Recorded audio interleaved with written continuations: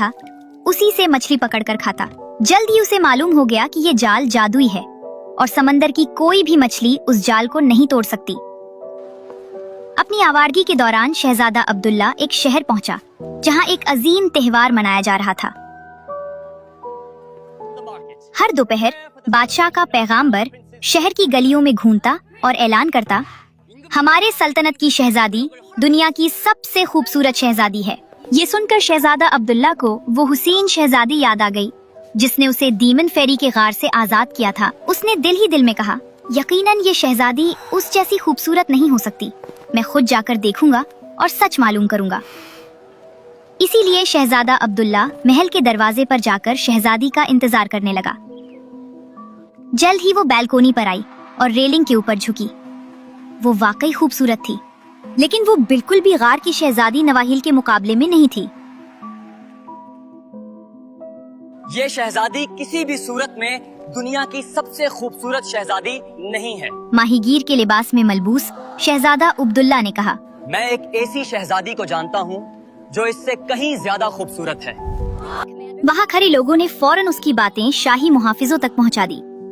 उन्होंने सख्ती से उसे पकड़ा और बादशाह के पास ले गए।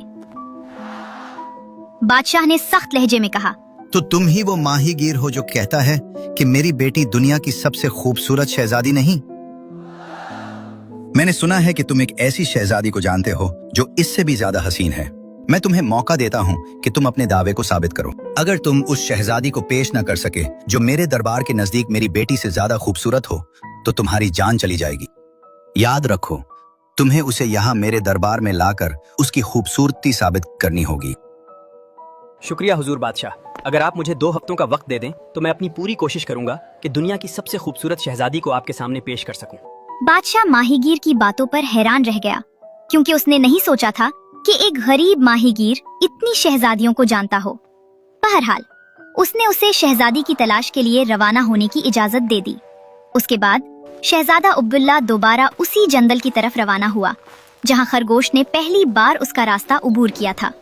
उसने खरगोश को तलाश करने की भरपूर कोशिश की, लेकिन रास्ता याद न रहने की वजह से उसे कुछ भी हासिल न हुआ। रास्ते में अचानक एक निहायत खूबसूरत महल उसकी नजरों के सामने आ गया। महल की दीवारें सुनहरी सूरजमुखी के फूलों से सजी हुई थीं